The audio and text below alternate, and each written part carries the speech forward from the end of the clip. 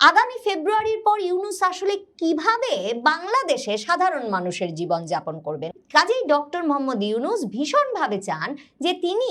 এমন একটা সুরক্ষার মধ্যে তার আগেই ঢুকে পড়তে পারেন যে সুরক্ষার প্রতিশ্রুতি 2025-এর জুনে লন্ডনে তারেক রহমান নিজে তাকে দিয়ে এসেছিলেন, এবং তখন বৈঠক শেষে এ কথাও জানানো হয়েছিল যে তারেক রহমান বলেছেন যে তিনি চান সব সময় বেগম খালেদা জিয়া, ডক্টর মোহাম্মদ ইউনূসের মতো ব্যক্তিবর্গ তাদের মাথার ওপরে পরামর্শক হিসেবে থাকবেন। এখন ডক্টর মোহাম্মদ ইউনূস তার হিসাব বুঝে নিতে এসেছে। 2025 সালের জুনে যখন লন্ডনে বিরাট বহর নিয়ে গিয়ে হাজির হয়ে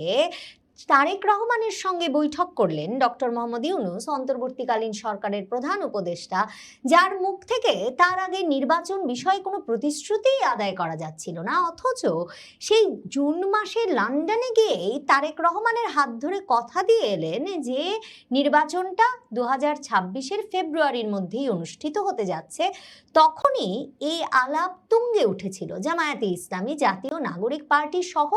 নানা তরফ থেকে এ সন্দেহ, এই আলাপ তখন তুঙ্গে উঠেছিল যে ডক্টর মোহাম্মদ ইউনূস আর তারেক রহমানের মধ্যে রফা হয়েছে যে ডক্টর মোহাম্মদ ইউনূস যদি নির্বাচনটা দিয়ে দেন মানে এবং নির্বাচন দেওয়ার পর বিএনপি সরকার গঠন করলে বিএনপি তাকে রাষ্ট্রপতি পদে মনোনয়ন দেবে। ডক্টর মোহাম্মদ ইউনূস বহু বছরের চেষ্টায়, মানে সেই 11-11 সময় থেকে চেষ্টা করে যাচ্ছেন রাজনৈতিক দল গঠন করে সরকার গঠনের এবং একটা দীর্ঘ মেয়াদে ক্ষমতায় থাকার। 11-11 সময় তিনি যে প্রধান উপদেষ্টা হতে রাজি হন নাই, সেটা মইনু আহমেদের বই থেকে শুরু করে নানা বিশ্লেষকের, মহিউদ্দিন আহমেদ এই গবেষকের বইয়ে উল্লেখ আছে বিভিন্ন সেনা কর্মকর্তার বরাতে যে ডক্টর মোহাম্মদ ইউনূস সেই 11-11 সরকারের সময় প্রধান উপদেষ্টা হতে রাজি হন নাই এই কারণে যে তিনি যে দীর্ঘমেয়াদে ক্ষমতা চেয়েছিলেন, সেনাবাহিনী তখন দীর্ঘমেয়াদে ডক্টর মোহাম্মদ ইউনূসকে প্রধান উপদেষ্টা করতে রাজি হয় নাই। কাজেই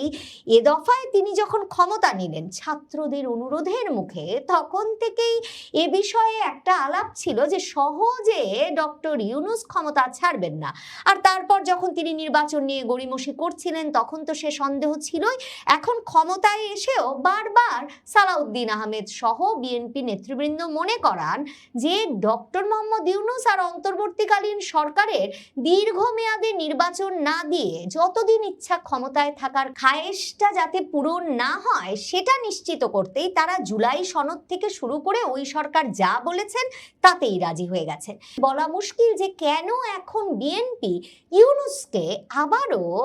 রাষ্ট্রপতি পদে মনোনীত করার কথা ভাবছে। ইউনূসকে রাষ্ট্রপতি পদে নিয়ে আসবার বিষয়ে যে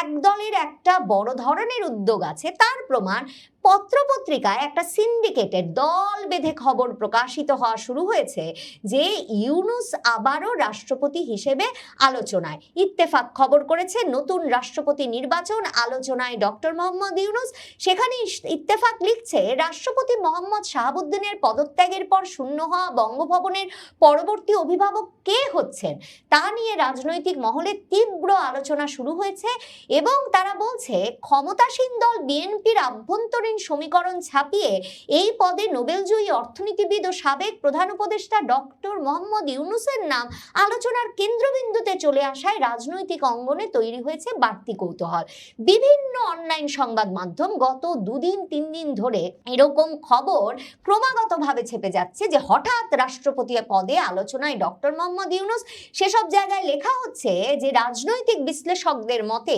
হঠাৎ ডক্টর ইউনূসের নাম আলোচনায় আসার পেছনে বড় কারণ তার আন্তর্জাতিক পরিচিতি, নিরপেক্ষ ভাবমূর্তি এবং বৈশ্বিক পর্যায়ে গ্রহণযোগ্যতা। সেখানে বলা হচ্ছে বিশ্লেষকদের ধারণা সংসদীয় ব্যবস্থায় রাষ্ট্রপতির ভূমিকা মূলত সাংবিধানিক হলেও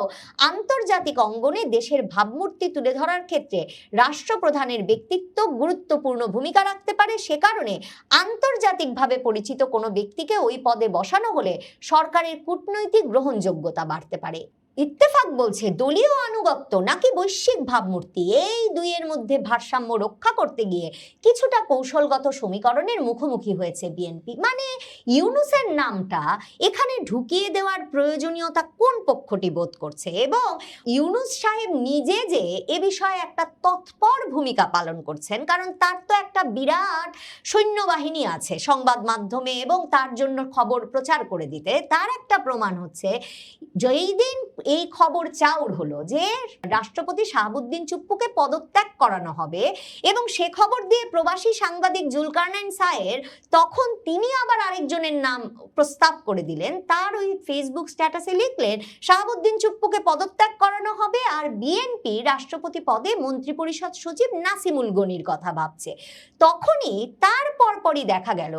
ইউনূস সাহেবের আমলের প্রেস সচিব শফিকুল আলম ফেসবুকে স্ট্যাটাস দিয়ে লিখেছেন, যেই রাষ্ট্রপতি হন আমি বলে দিতে পারি ইউনূস সাহেব কিছুতেই রাষ্ট্রপতি হবেন না, কারণ ডক্টর মোহাম্মদ ইউনূস দারিদ্র্যের বিরুদ্ধে লড়াই, ৩-০ বিশ্ব গঠনের স্বপ্ন বাস্তবায়ন এবং বিশ্বব্যাপী সামাজিক ব্যবসা সম্প্রসারণে তার চলমান কাজেই নিবেদিত থাকবেন। কেউ তো ডাকে নাই ডক্টর মোহাম্মদ ইউনূসকে, ফেসবুকেও ডক্টর মোহাম্মদ ইউনূসের নামে কোনো জল্পনা ছিল না তখন থেকে এখন পর্যন্ত। এমনকি বিবিসি বাংলা দুদিন আগে তাদের কার কার নাম আছে সেখানেও আইরিন খানের নাম লিখেছে, কারণ প্রধানমন্ত্রী তারেক রহমানের স্ত্রী জুবাইদা রহমানের আপন চাচাতো বোন আন্তর্জাতিক পরিসরে মানবাধিকার কর্মী হিসেবে জাতিসংঘের বিভিন্ন গুরুত্বপূর্ণ পদে দায়িত্ব পালন করার কারণে এবং অ্যামনেস্টি ইন্টারন্যাশনালের প্রথম নারী মহাসচিব হওয়ার কারণে আইরিন খান সারা পৃথিবীতে পরিচিত, এবং তিনি যে সম্প্রতি জাতিসংঘে বাংলাদেশের স্থায়ী প্রতিনিধি হিসেবে এই সরকারের নিয়োগ গ্রহণ করেছেন সেটা নিয়ে একটা আলোড়ন ছিল, এবং তখন থেকে এই জল্পনা ছিল যে আইরিন খান নিশ্চয়ই জাতিসংঘে বাংলাদেশের স্থায়ী প্রতিনিধি হয়ে বসতেই শুধুমাত্র এই সরকারের প্রস্তাব গ্রহণ করেন নাই বা একটা দলীয় ছাপ গায়ে নেন নাই, তিনি নিশ্চয়ই এর চেয়েও বড় কোনো পদের প্রতিশ্রুতি পেয়েছেন। এবং তখন থেকে আলোচনা ছিল যে বিএনপি যেদিন শাহাবুদ্দিন চুপ্পুকে সরাবেন হয়তো তিনিই হবেন, আইরিন খানই হবেন বাংলাদেশের প্রথম নারী রাষ্ট্রপতি, এবং এত বড় একটা পদের আশ্বাসেই সম্ভবত তিনি বিএনপি পরিচয় গায়ে মেখেছেন। এবং আন্তর্জাতিকভাবেও এই যে আন্তর্জাতিক একটা চরিত্রকে বিএনপি সরকারের মাথার ওপর বসিয়ে রাখার যে তৎপরতা, তাতেও আইরিন খান খুব ভালো মতো হয়তোবা ফিট করে যাবেন। এরকম একটা পরিস্থিতিতে ইউনূস নিয়ে কোনো কথা ছিল না, কারণ তারেক রহমান যেটা বলছিলাম ক্ষমতায় আসার পর থেকে ডক্টর মোহাম্মদ ইউনূসের সাথে কোনো মাখামাখি করেন নাই। ডক্টর মোহাম্মদ ইউনূস এমনকি ওই যে ক্ষমতায় থাকার সময় যে ঈদের নামাজ পড়তে যেতেন সেটাও আরেকবার ঈদগাহে পড়তে যে তারেক রহমানের সঙ্গে কোলাকুলি করারও কোনো চেষ্টা করেন নাই। এবং ইউনূস যেই পদ্ধতিতে রাষ্ট্রপতি হতে চেয়েছিলেন সেই ফর্মুলার রাষ্ট্রপতি পদে কিন্তু জুলাই সনদ অনুযায়ী তার অনেক ধরনের ক্ষমতা থাকার কথা প্রধানমন্ত্রী পদের সঙ্গে তার ভারসাম্য রক্ষায়। মানে ইউনূসের তো রাষ্ট্রপতি হওয়ার খায়েশ ছিল, এবং ইউনূসকে রাষ্ট্রপতি ভেবেই জাতীয় নাগরিক পার্টি, জামায়াতে ইসলামী সহ দলগুলো যে জুলাই সনদে রাষ্ট্রপতির ক্ষমতার যে পরিবর্তন এনেছিল সেখানে বলা হয়েছিল যে রাষ্ট্রপতিকে 6টি গুরুত্বপূর্ণ প্রতিষ্ঠানে নিয়োগের একচ্ছত্র ক্ষমতা দেওয়া হবে প্রধানমন্ত্রীর কোনো পরামর্শ ছাড়াই। তিনি মানবাধিকার কমিশন, তথ্য কমিশন, প্রেস কাউন্সিল, আইন কমিশন, বাংলাদেশ ব্যাংক এবং এনার্জি রেগুলেটরি কমিশনের চেয়ারম্যান ও সদস্য নিয়োগ দিতে পারবেন। এখন বিএনপি সরাসরি বাংলাদেশ ব্যাংকের গভর্নর পদে তাদের দলীয় লোককে বসিয়েছে, মানে তাদের দলের সদস্য পদ আছে এমন লোককে বসিয়েছে, মানবাধিকার কমিশন তুলেই দিচ্ছে। এবং এই পরিস্থিতিতে মানে ইউনূস সাহেব এখনো যে রাষ্ট্রপতি হতে চাইছেন তার পেছনে যদি কোনো বড় ধরনের আন্তর্জাতিক হিসাব নিকাশ তার তরফে না থাকে তাহলে বোঝা মুশকিল যে এর পরেও তিনি কেন তারেক রহমানের রাষ্ট্রপতি পদে, যেই পদটি এখনো ভীষণভাবে আলংকারিক, কারণ জুলাই সনদ বাস্তবায়ন বিএনপি যে করবে না তা একরকম বোঝা যাচ্ছে এখন, সেই আলংকারিক পদে বসতে এতটা আগ্রহ প্রকাশ করছেন। মানে ইউনূস যখনই রাষ্ট্রপতি পদের কথা ওঠে তখনই তার যে পদে যাওয়ার খায়েশ সেটা কাউকে না কাউকে দিয়ে বলিয়ে নেন। ফেব্রুয়ারিতে তারেক রহমান ক্ষমতা নেওয়ার পরপরই ডেভিড বার্গম্যান, মানে ব্রিটিশ সাংবাদিক কামাল হোসেনের মেয়ের জামাই সারা হোসেনের স্বামী, সেই ডেভিড বার্গম্যান একটা স্ট্যাটাস দিয়ে